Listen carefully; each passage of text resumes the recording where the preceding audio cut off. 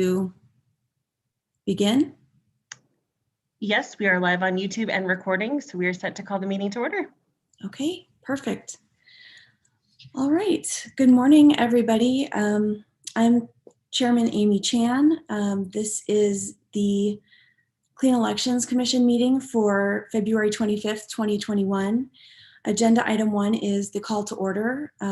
It is 9:32 a.m.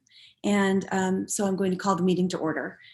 And we're going to take attendance, and if I could just have each commissioner please state your presence for the record. Maybe we could go by seniority, starting with Commissioner Meyer. I believe he's got seniority here. Oh, you're on mute. Good morning, Damian Meyer, present. Mark Kimball, present. Galen Payton, present. And I'm Amy Chan, and obviously present.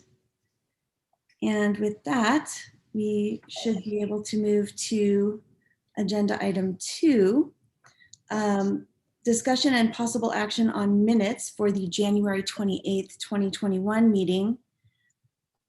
Do I have a motion or any discussion?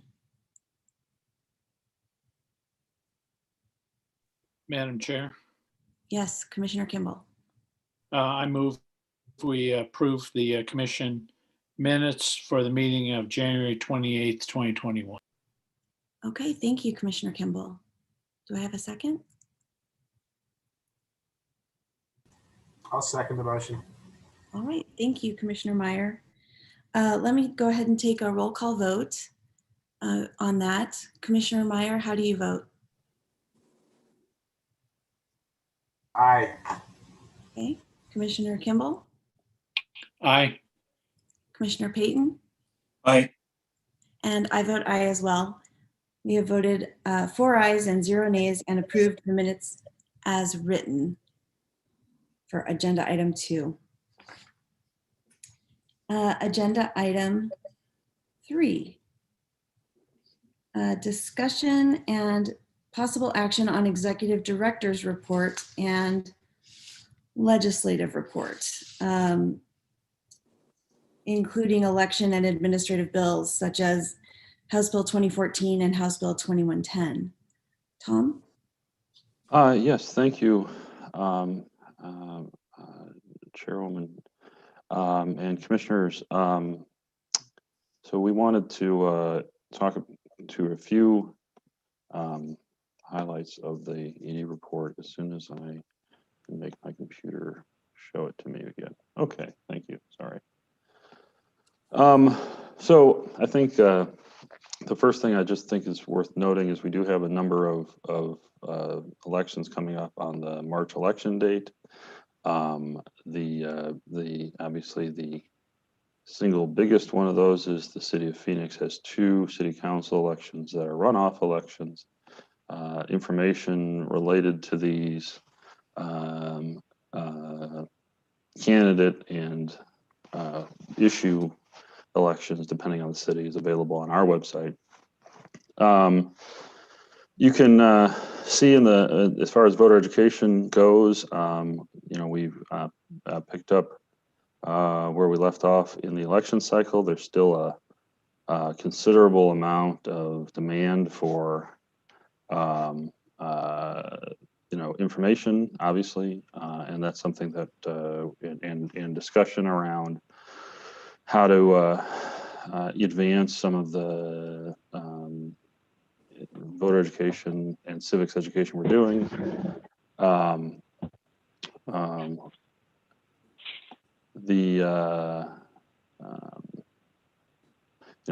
Obviously, so I think that speaks for itself. Obviously, Avery has been putting in a lot of time building out some of those connections, and I think that there's some expansion of going on there that I think is really helpful in terms of different folks from different organizations who are coming to talk about clean elections or want to talk about clean elections. Real quickly on the on the because legal matters, we're still awaiting a Court of Appeals decision in Legacy Foundation Action Fund. The state will argue. The state of Arizona will be on the Supreme Court docket on March 2nd in a case that's consolidated and called Brnovich versus Democratic National Committee. It has to do with a couple of different aspects of Arizona voting procedure and whether or not those violate Section 2 of the Voting Rights Act. You all probably know that Kara did this case at the trial level, the Court of Appeals, the trial, the Court of Appeals, the Court of Appeals. I think that's right. And now it's at the U.S. Supreme Court. The Secretary of State and the Attorney General's office do not agree about how this issue should be addressed, and we will see how the argument goes on March 2nd. So if you're not doing anything, it will be worth tuning in for. The other case I wanted to note, especially because I made a mistake in my little entry here. So there was a signature challenge. The court decides those issues in the election cycle and then issues its opinion following that. The court issued its opinion. The Arizona Supreme Court issued its decision in a case called McKenna v. Soto. And one of the things that just to credit the former state election director, Eric Spencer, who is a partner at Lewis and Rocha, a partner at Stone Wilmer. I said it 3 times. That's the 3rd time I've mistaken Lewis and Rocha and Stone Wilmer this morning. I don't know how to stop that. Some of our best branding experts probably need to get on it. Anyway, so Eric pointed out that in the course of this particular opinion, certain aspects of the election procedures manual were said to be more guidance than binding. The election procedures manual is a thing that maybe shouldn't matter, but maybe matters a lot, but maybe doesn't. And we've made our over the course of the last several years, we've always pointed out where we thought it went too far, but what that means in the long run, I would stop. I mean, if you can read Eric's article about it, I would stop probably short of his headline conclusion, but I do think that it will be interesting to see how people address the election procedures manual going forward.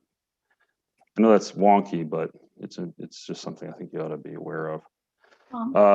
Sorry. Can I ask a quick question about that? Sure, please.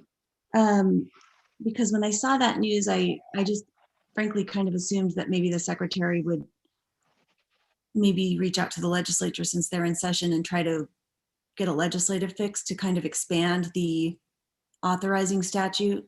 Do we know if there's any kind of fix like that in the works? Because I think the procedures manual is extremely important. I mean, the procedures that are in there, mean that we have the same procedures across all 15 counties. And if it's just guidance, I think we're going to run into a problem and we're not going to have, I think we have a solid statewide election system because of the procedures manual. And so I was concerned by this opinion. I don't necessarily, I won't say I disagree with it per se. I think, if the opinion is what it is, then I assumed that perhaps there would be a fix in the works. Do we know any information about that? Sherwin Chan, no, I would say the answer, I don't know that. I do think that the discussion point that I've seen so far is really around the scope of what is guidance and what is binding. And then I'm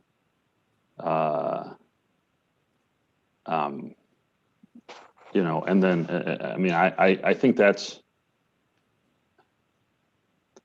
I think that would be, so, I guess what I'm trying to say is that the question of what changes versus what's really covered by Bush v. Gore are, are different questions. In other words, there are things that are in the procedures manual that have nothing to do with due process for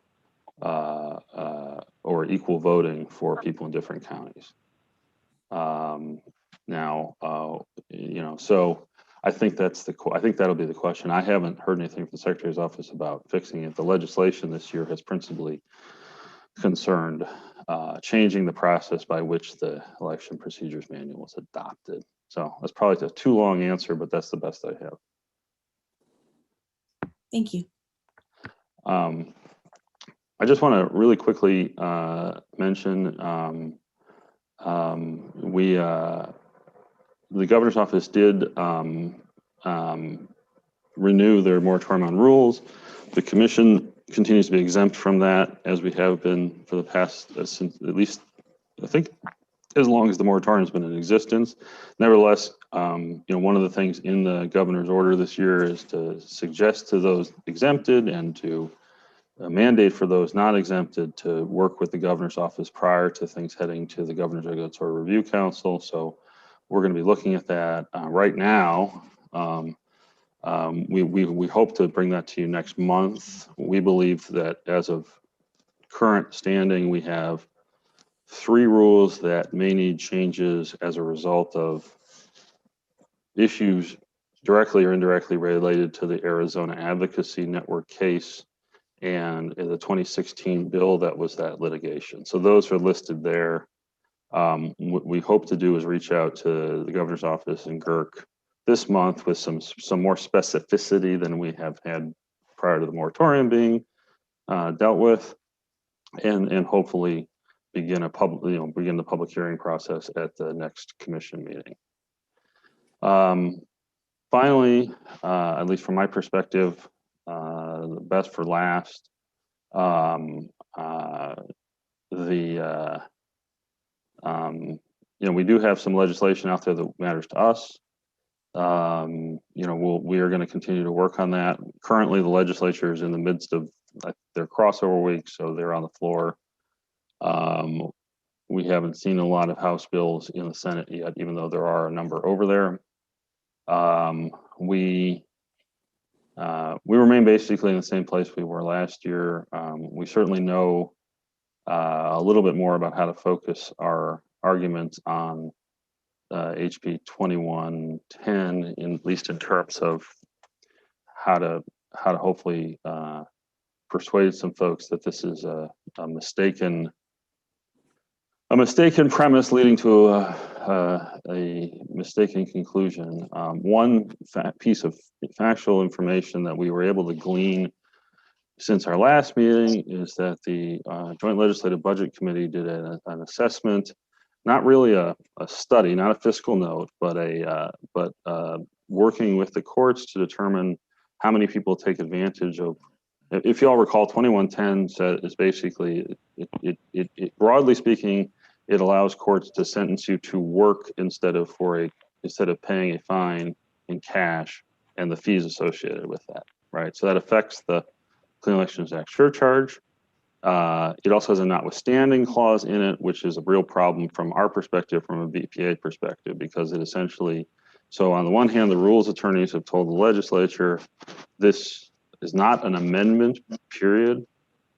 Nevertheless, it uses the word notwithstanding, so it's inherently ignoring legally the Clean Elections Act. That's the crux of the legal problem. But from a policy perspective, what JLBC has been able to determine, at least preliminarily, is something like 2 to 3% of people eligible for similar programs use them now, which means that from a policy perspective, and I can speak to this from my own experience as a public defender and those of my colleagues in that office, these kinds of work sentences don't work for the people they are intended to work for, because you're either having to get a second job you're basically taking on a second job to pay a fine or a fee. There's all kinds of collateral consequences, and the fact that the impact is that insignificant means that the purported policy objective of mitigating these fines for people who are poor is simply not going to be met. And in my view, that really switches the balance here in terms of whether or not this bill isn't what it purports to be. So I think our legal issues take on more credence in view of the fact that this is a policy that doesn't do the thing the policy says it's supposed to do. Obviously, Julian has pulled together quite a good list of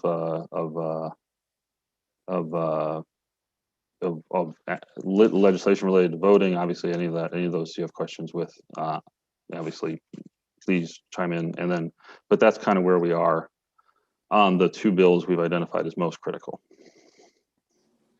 And that concludes my report. And unless you have any questions. Thank you, Tom. Is there any discussion or questions about the Madam Chair. Commissioner Kimball? And I wanted to bring up a handful of bills that I'm concerned about. And I tried, there's so many bills here that bother me because I think they go against our mission of trying to encourage voting and making voting easier. There was an op-ed in the Arizona Daily Star yesterday. The League of Women Voters has concerns about some of these bills. And I tried to focus on ones that look particularly egregious and that also look like they might have some traction. And I just wanted to run through 5 of them that particularly concern me. And I'm not sure what I think we ought to do about it, but I do want to make mention of them. First of all, on the Senate side, 2560, remove people from the PEVL if they don't use an early ballot in one general election. People have shown they want to be on the early voting list. And if you show up and decide you want to cast a vote in person instead of your early ballot, then you're off the early ballot list until you get put back on it. 2723, candidates no longer are required to report the name and address and occupation and employer for donations, which I think would certainly have a direct impact on clean elections candidates. If there's a threshold, say $200, above $200 or below $200, you don't have to say who gave you the money. Obviously, what we're going to see is a bunch of $199 contributions and no way to know who's giving them or who they work for or anything. And then on the House side, 1003, early ballots that are not signed would have to be cured by 7 p.m. on election day, when there's a longer cure date for ballots that are not early. So that's an unfair attempt to penalize people for voting early. 1358, which I mentioned last month, county recorders can register voters only in a government building. The clear idea behind this is to get fewer people registered. County recorders have been very effective at going out and holding voter registration drives. And now they can only do that in a government building. And I don't understand the reasoning for it. And finally, 1485, voters are removed from the PEVL if they don't vote in both primary and general for 2 consecutive elections. And this particularly concerns me because it seems clear to target independents who we have problems getting them to show up in a primary because so many of them think they can't. And if they don't show up in a primary, they're off the PEVL. And again, this is an attempt to get fewer people on the early voting list in hopes that they just won't vote. And Arizonans have shown they want to vote. by mail and want to vote early. So these are 5 bills that seem to have some traction that I think ought to get some kind of attention from us. And I'm not an expert in the best way and the most effective way to do this, but those 5 particularly concern me, and several of them also concern the League of Women Voters who are working on them. That's all, Madam Chair.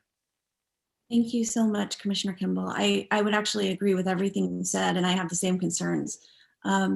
Commissioner Payton, did you want to add anything or have anything to say? Well, I think I said last time, how I feel. I'm worried about this, the thing about, I've kind of lost my train of thought. I think we need to hold our powder. I already talked about that before.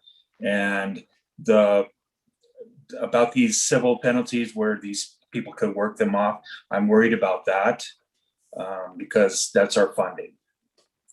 And these others, I think, I am concerned about some of them, but the legislative process takes a while. And I think if we try to get involved in some of these, then we're seen as maybe being,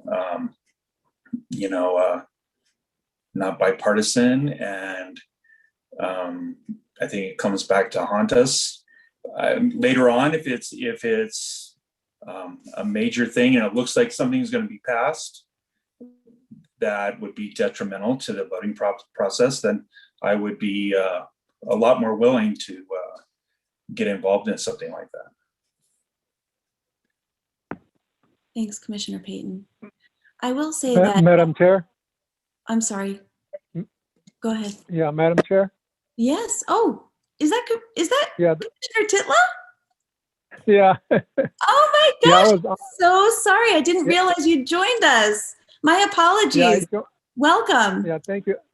Thank you. I joined earlier, but I got knocked off and I had to get back on. I'm calling on the telephone right now. Are we in executive or open session right now? No, we're in open session. Welcome. I'm so happy you joined us. Okay. Yeah, thank you. Congratulations on your chairmanship. Thank you. Last time you were still a commissioner, but now you're Madam Chair. I guess congratulations. Thank you. But listening to the bills as a while ago, this is my first time I heard it about what the bills address. It sounds like voter suppression to me upon initial hearing of all the bills out there. Aren't we supposed to be a democracy, a free society? Shouldn't we be encouraging the get out to vote people? Shouldn't we make it easier for people to vote? It seems like these bills are making it harder for people to vote, harder for people to become registered. And it seems like it's just penalizing the voters. And so if these bills go into effect, I see it as voter suppression to keep people from being registered, to keep people from voting. And I think that is not the aim of our group, the Clean Elections Commission, and the statute that was passed by the voters. I think the voters asked us to keep an eye on voting and what's written in the statute. So I'm really dismayed by this. With respect to strategy, as far as maybe getting together and talking about what we should do in this matter, I think that we should address it early, right away, before it gets really rolling. If you picture a snowball rolling while it's still small right now, I don't know how big it is in the legislative process. But if the snowball is small right now, we need to try to, look at it right away before it gets into a huge snowball that keeps on rolling, that will just roll right over us. So is there some, is it possible for us to file a lawsuit against them? Legal? Is there attorney general there? Commissioner Titla, yes, we do have Ms. Carlson with us. I'll just, if I can pipe up here though, I think at this stage, I think a lawsuit would take place after something already becomes law. I don't know if Ms. Carlson wants to pipe up about that, or if Tom wants to step in, but. Well- Yes, ma'am. Okay, thank you. Kara, do you want to talk about lawsuits you want to file against the state? Is this something we should discuss in executive session if we want to discuss it? Well, Or we're just talking process? I understood the question as a process question, and I think it's a good one, Madam Chair, Commissioner Titla. I think that you all as commissioners have had over the course of the last few years have had a pretty robust internal conversation, which is public, but obviously it's you talking to one another about some of the different ways in which we might or might not get involved on legislative stuff. And so the first process step, I guess, would be, and I do think this is notice for action. So that would be a question we would need, if Kara disagrees with that, that would be important. But if y'all want us to get involved on bills, there's a couple ways we could do that. And this is, Commissioner Titla, just begging your pardon, this is a kind of a two-part answer to your question, if that makes sense. The first question would be, can we get some direction in terms of a position on bills, and would you do that by specific bills or by general, stuff? I'm receptive to that, and I think the commission meetings notice to allow. If we think that's an issue that's not noticed and we don't want to do, or alternatively, you don't want to do it by virtue of a vote, it's just a matter of trying to sum up what kinds of things might be within the ambit of what the staff might focus on. With respect to the legal issues there, in terms of these bills, there's a subset of bills that have Voter Protection Act implications. Those are bills that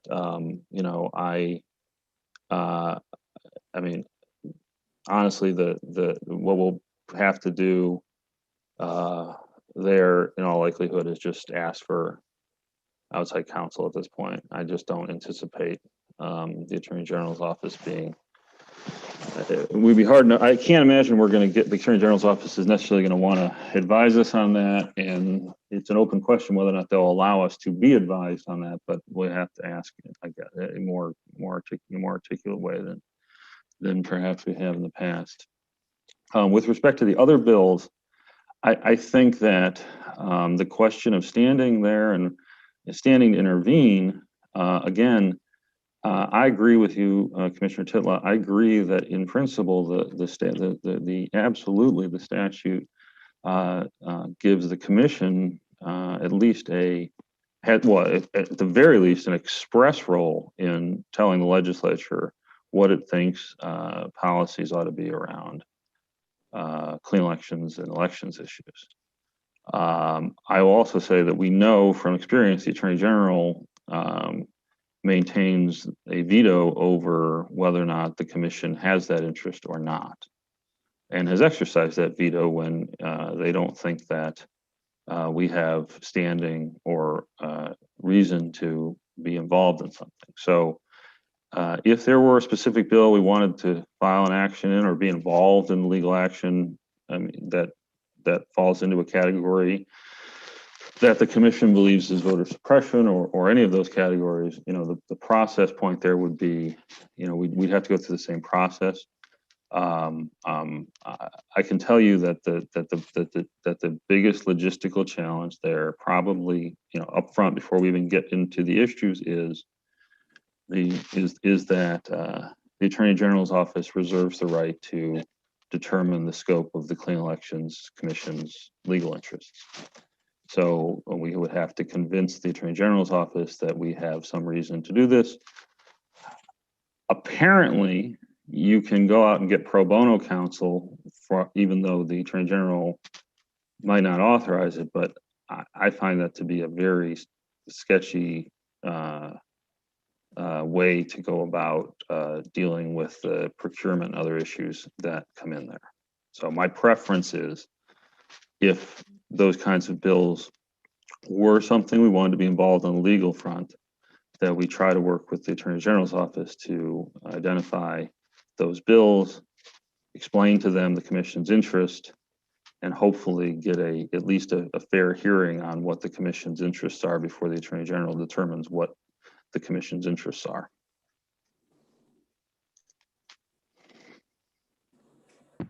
Thank you, Tom. Madam Chair, thank you. Okay. Commissioner Meyer, I see that you have your hand raised. I do. Thank you. Thank you, Madam Chair. I guess I had want to commend Commissioner Kimball for raising these issues, and I agree with a lot of the points being made. Could Tom, Mike, could you maybe shed some more light on these bills, and do we expect them to make it through and actually be passed, or is that unlikely?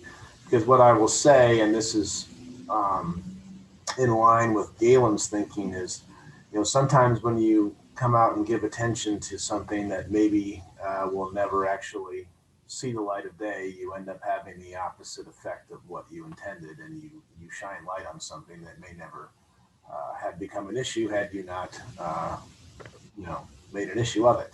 So could you maybe share with us where you see these going to the extent possible? Okay.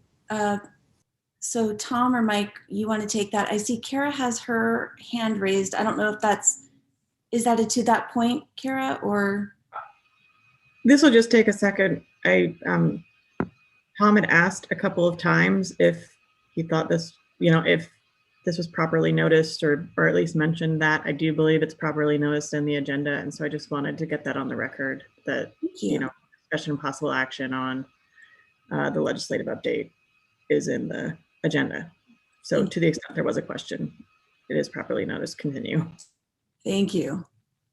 Okay, and then I'll let Tom or Mike take Commissioner Meyer's question, but along the way, just prior to that, I do have it to that point, just to frame this a little bit, because I do think we're logistically situated a tad differently than we were a month ago. A month ago, we had 4 weeks of extra time, and now we're 4 weeks down the road time-wise as far as the legislature. And in 4 weeks, they're going to be even closer to sine die, and 4 weeks closer to maybe having this legislation that we're looking at that's problematic to us, being law. So now, legislation obviously has a lot of multiple stops along the way, and I think that's what Commissioner Meyer's getting at. He wants to hear from Mike or Tom where they are, and then of course ultimately it has to go to the governor's desk. And frankly, I don't know what Governor Ducey would do with these bills. I don't know. He even told President Trump that he thought our system of voting was the best in the nation and the most secure. And so frankly, I don't know that he would support these suppressive pieces of legislation. And I agree with what Commissioner Titla said. They are voter suppression. There is no way to argue that they are not, in my opinion. And it's a travesty, I think, that they're being proposed and supported by members of the legislature. I don't think that's the way our policy should be. So having said that and editorialized on it, I will now allow, thank you for letting me go on and on. I'll let Tom or Mike or both kind of talk about where we are and how much time we may have, knowing that we normally don't meet but once a month. Chairwoman, and I guess I'll go first, and Mike, feel free to jump in. And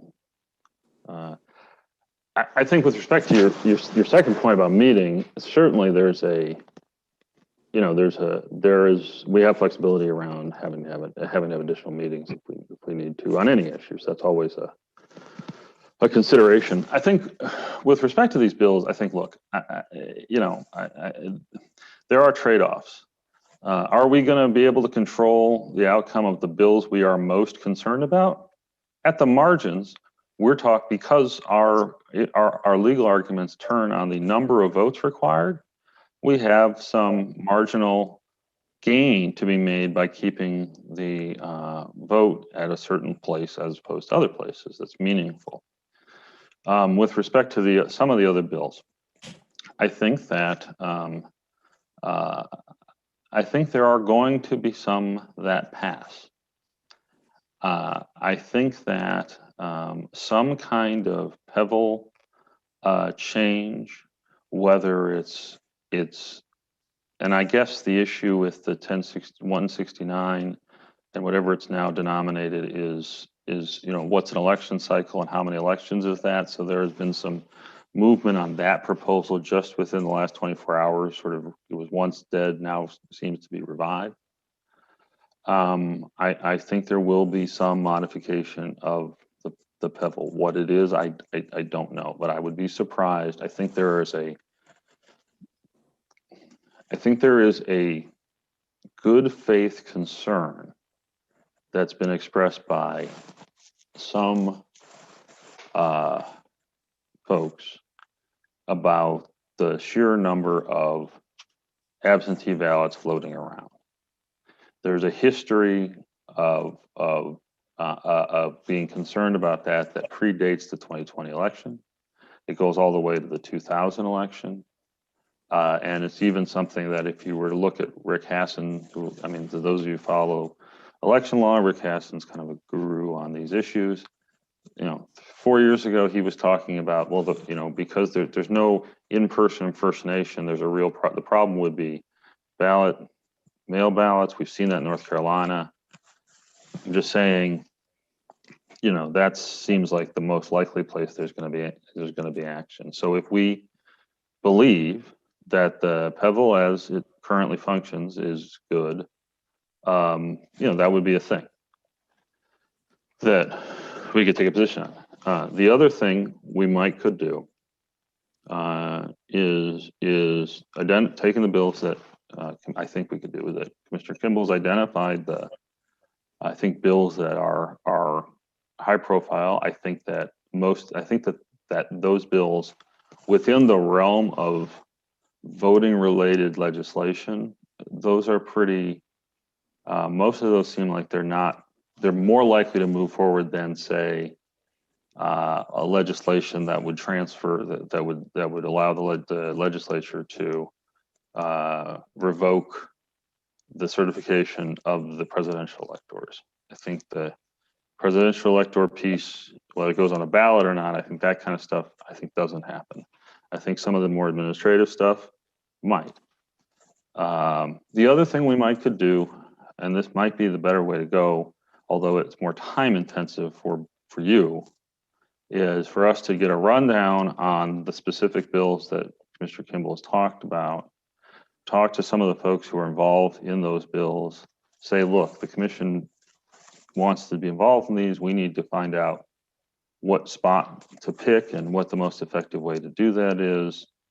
We could report that back.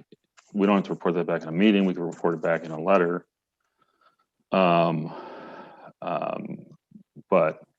either way, the issue, I guess what I'm trying to say is that the only, cognizant of what Chairman Chan has said, I think that's exactly right.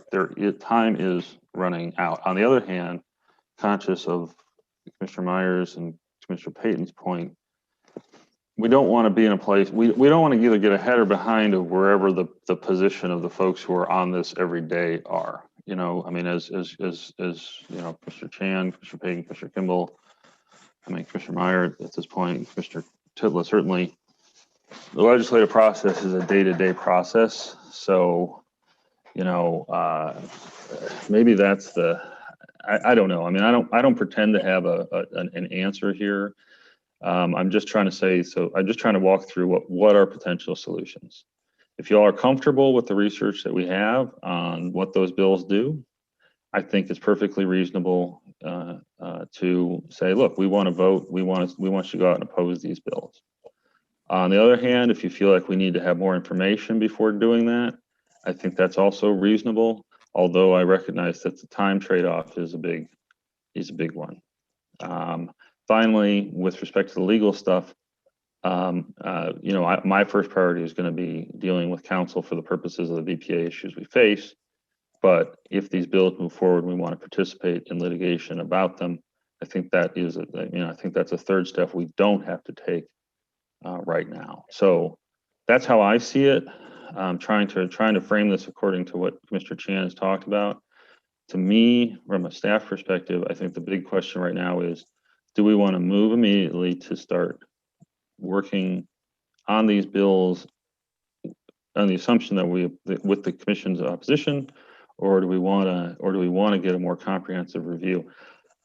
I got to say, I mean, the risks that, and I apologize for, I'm trying to give as complete an answer as I can here. I am more than conscious of Commissioner Payton's admonition here. I think that's a fair one, and I think it's and I think it's an important one. On the other hand, look, I mean, it's there are at the end of the day, the risk reward calculation is one that we're not gonna, the way, I mean, it's something I think every single person on this commission has been on the commission for at least 4 years. Everyone on the commission, and especially those of you who've been through the legislative process or elections in other capacities, I mean, you have judgment to exercise. And I think that you all actually amongst yourselves have developed the strategic arguments. I can't guarantee any particular outcome. Nobody can, but I think I think you guys understand the issue. I think each commissioner understands the issue from their perspective. So I don't necessarily see, so I think that if we want to move forward, I think that we would need some direction from the commission in order for staff to feel comfortable going out and saying, we think these are real problems and here's why. Okay, I just want to jump in here because my experience with the legislature is that sometimes it takes some finesse to get these things done. And my belief is that the commissioners are all opposing these bills. How we get that position conveyed, I would like to leave up to staff. I don't know that that means we take an official position or not. I don't know that that's the best way to do it. And I think we've discussed that in the past, that sometimes clean elections is not, well loved at the legislature.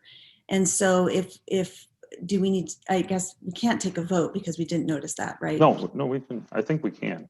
Kara, I'm sorry, can you? Even though we can discuss it, can we take a vote? I don't know. Yes, it says discussion and possible action. Oh, thank you for clarifying that for me. Okay. So I guess what I'm trying to understand is, should we take a vote and an official position on these pieces of legislation, but let staff kind of cultivate it in their best judgment as how to approach that with the legislature? I kind of want to discuss that, I guess, with the members. Sometimes I think, I don't know if I'm making myself clear as far as how to go about it, but I don't know if saying clean elections opposes this is the best way to go about it, if that makes sense. This is Commissioner Payton. Go ahead. I agree with what you said. I think the staff knows who they can deal with and who they can't deal with, and maybe if they can do things with like an official position, then we could always have a special meeting that we didn't have to wait a month or whatever. I think that would be more pragmatic than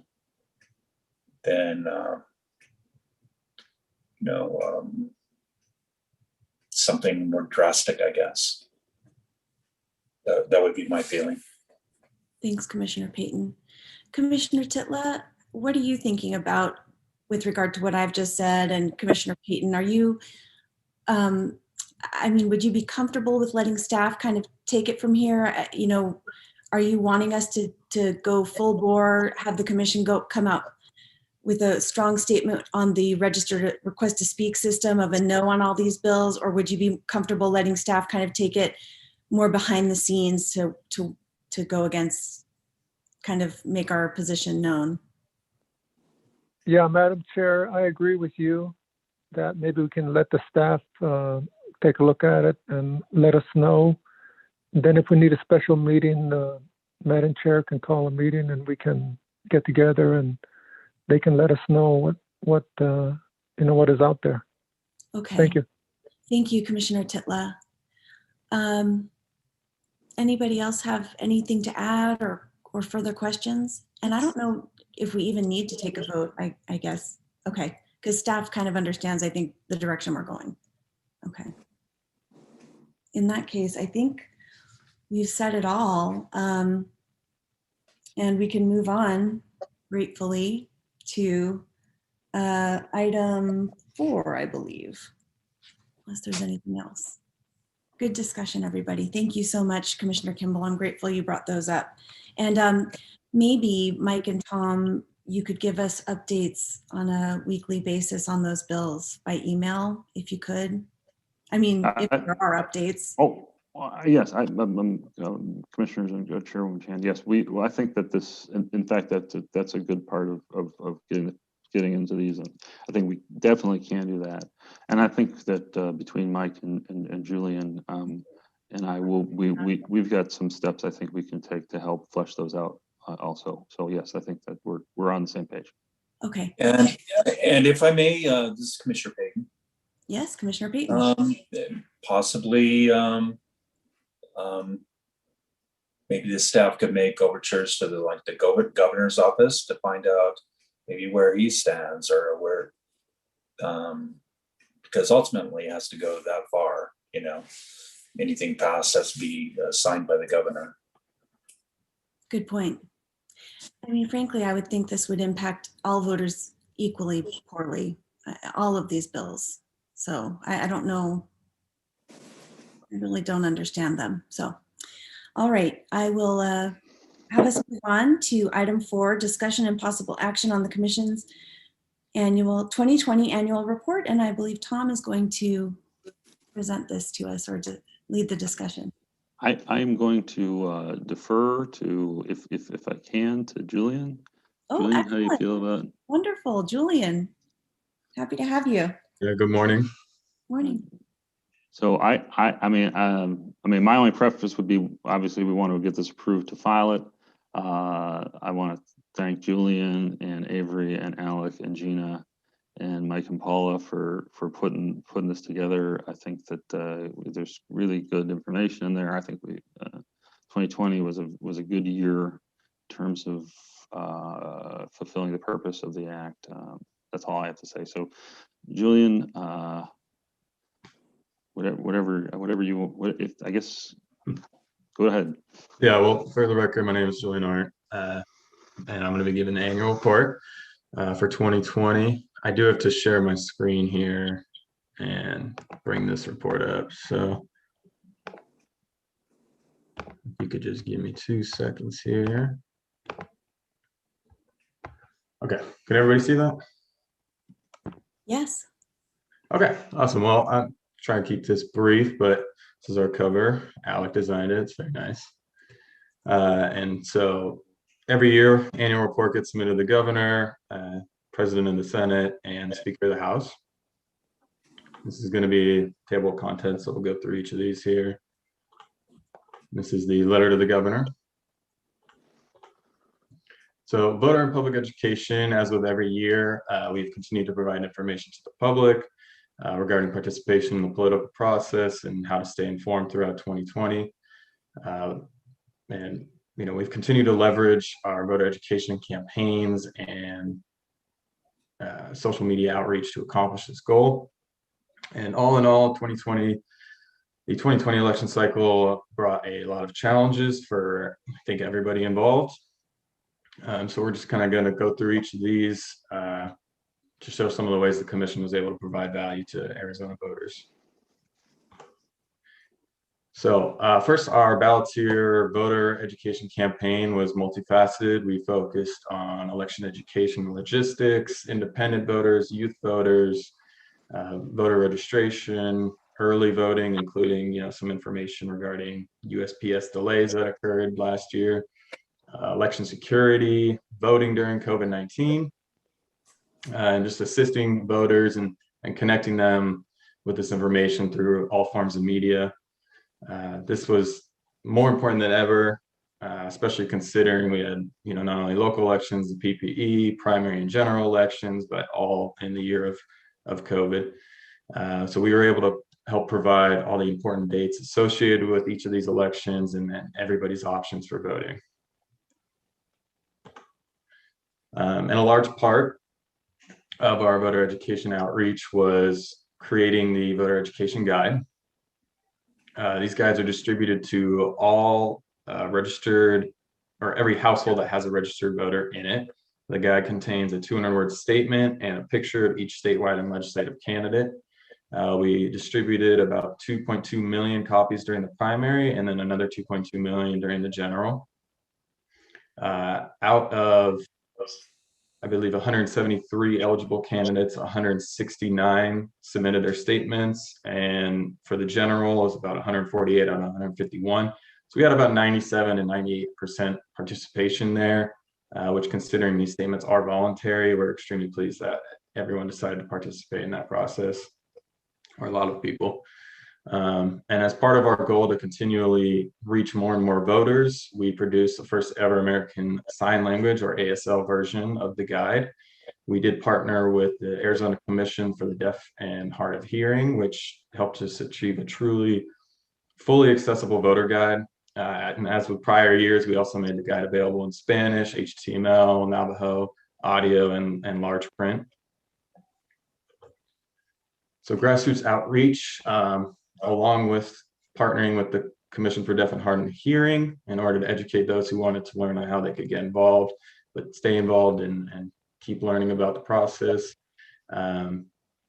Avery, you guys have been here, he's had a list this long every month of events he's attended. So we just kind of brought it down to some of the more notable ones. And we'd also like to highlight just one in particular is our partnership with the community, or Mesa Community College's civic engagement team, where Avery's had a lot of opportunities to present and work on projects with them, and we think it's a great partnership.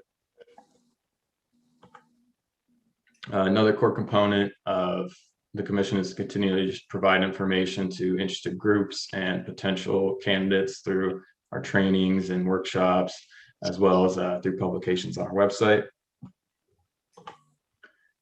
And so a big topic of 2020 was election security and misinformation. To help educate voters on that process, we developed multiple pages on our website to help provide nonpartisan information. Some of these pages included how election security worked, how to avoid misinformation in the first place, and also whether or not Sharpie would count on your ballot, because that came in a big topic there. This is awesome, Julian. I love that page. Thank you. Favorite one. And so also we had the U.S. Senate debate this year. We sponsored that between Martha McSally and their challenger, Mark Kelly. It's one of the more hotly contested races in the U.S. PBS did receive the third highest ratings on any show they've aired in the last 2 years with that. We saw about more than 750,000 people watch across all platforms and tune into the 90-minute debate. And then so for our own debates, COVID did kind of force our hand into going to a virtual format, as with a lot of other things. But this actually turned out to be a pretty successful model, as we did see an average increase of about 60% from the prior election cycles in the terms of viewers per debate. And a new feature we did implement was the interactive Google map, which compiled all the ballot drop boxes across the state and all the relevant information along with those, such as hours of operations, date and times, they were open. And we were able to list over 170 locations, and it was utilized during both the primary and general election, and actually received over 400,000 views. So we're pretty proud of that one, and hopefully it helped a lot of people, kind of streamline their voting process and get their ballot in safely. Along with that, we saw a significant increase in engagement with voters online, utilizing social media and our website to provide voters everything they need, from registering to vote all the way to casting your ballot, which I think was especially necessary during the past year. And if you do look at the charts below, you can see we were able to garner a lot of views on our YouTube videos during the election cycles. We had a nice increase in 2020. And then we also saw a huge jump in users coming to our website. And with only out of 1.2 million users, 99 or almost 99% of them were new to the Clean Elections page. So hopefully, with everything going on, a lot of people were able to come here and get a good source of information. And so for financial, as always, commission revenue comes from 10% surcharge on civil penalties and criminal fines. The majority of revenue you can see was from court assessments last year, and we have our expenditure cap and administration public education caps as well down there. So candidate summary: out of 173 candidates during the primary that sought statewide and legislative offices, 37 of those participated in Clean Elections.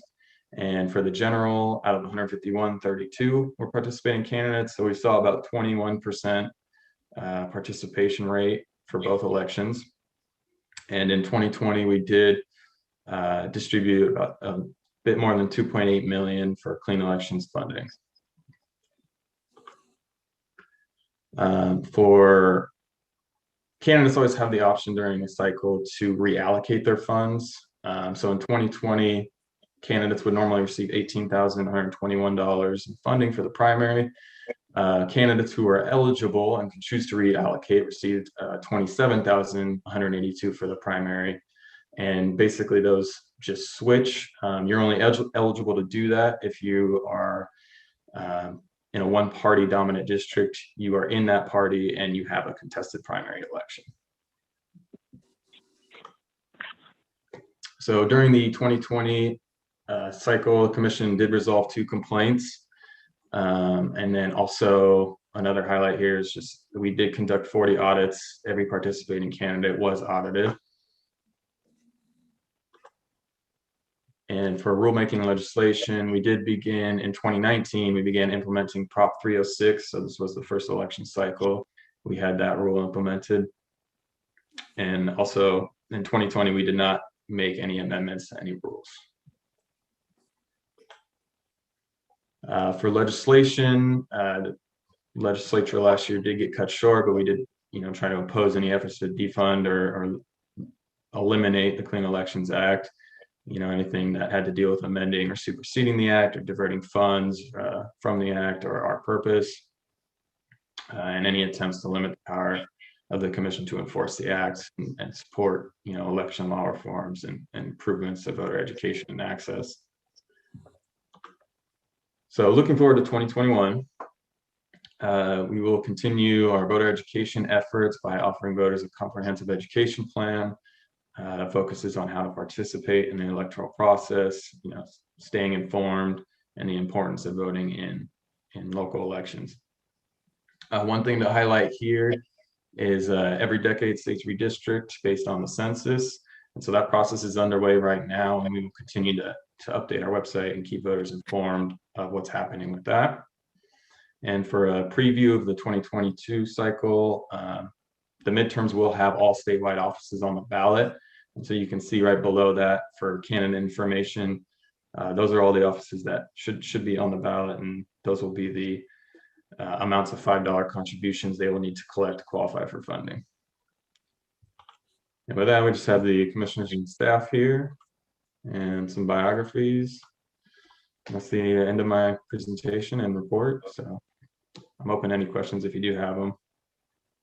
Wonderful. But thank you. Does anyone have any questions or comments? Madam Chair, this is Commissioner Kimball. Commissioner Kimball? Julian, this is all very, very impressive. Thank you very much. I wanted to ask you about one thing on page 12. Mhm. It says the following pages list the candidates for statewide and legislative office who raised funds and qualify for the ballot. And then I don't see any listing on the following pages. Yeah, so Madam Chair, Commissioner Kimball, that was just a mistake on including that on my part. That was from the 2018 presentation. And this year we did have some issues with the SOS list getting updated properly. I'm not sure if there were some glitches. We had to have them manually update that at times. So I didn't feel 100% confident in including that in the report. So that's why I took that out there. And that's why you don't see it. Okay, so should you take out where it says the following pages list the candidates? Yes, I already have. Yeah. Oh, so okay. The one for the final copy will be sent out. I won't have that included. Okay. Thanks, Julian. This is very, very good. Yeah, thank you. Good catch, both of you. Any other comments or questions for Julian? See everybody, so speak up if you do. Okay, I don't hear anybody. Well, thank you so much, Julian, and thank you to Avery, Mike, and Paula as well for putting all this together. And Alec, I love the artwork on the cover. That's beautiful. So if there is no further discussion, I'll entertain a motion to adopt the annual report, the final version with that piece taken out, I guess, Julian, right? Yes. As presented by staff. Motion to approve. Thank you. Good. Thank you. Is there a second? Commissioner Kimball, I'll second. Thank you, Commissioner Kimball. All right, we have a motion and a second, and I will call the roll. Commissioner Titla, how do you vote? Aye. Commissioner Meyer? Aye. Commissioner Kimball? Aye. Commissioner Payton?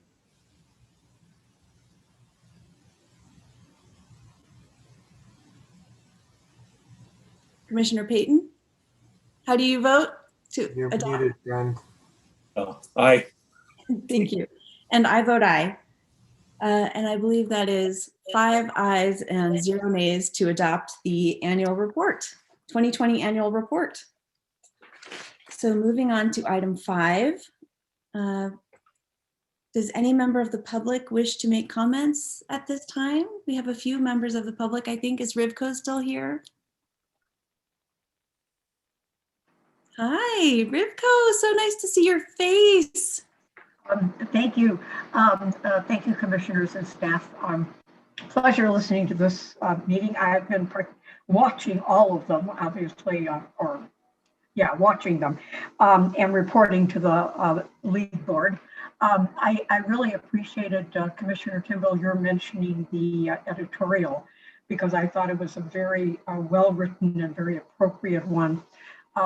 The league has continued through our advocacy committee, which I am not the lobbyist of the league for the league anymore at the legislature, but we do have people using RTS or the system where you can actually speak at meetings now on a number of the voting bills, and we are as concerned about them as a number of you have mentioned, and we have been educating our members and the public at large about the serious negative impacts on voting and elections, on registration and on voting, if some of them should pass. So It is wonderful to hear that the commissioners, I'm not surprised, but they are kind of gravely concerned as well. I think without a doubt, we would consider most of these bills voter suppression, as Commissioner Tittle said. So we're just out there trying to do what we can. And I would appreciate if anybody wants to let me know of the status of conversations, and you can let me know to what extent it needs to be, can be shared with legal leadership and which it could not, and that's perfectly okay.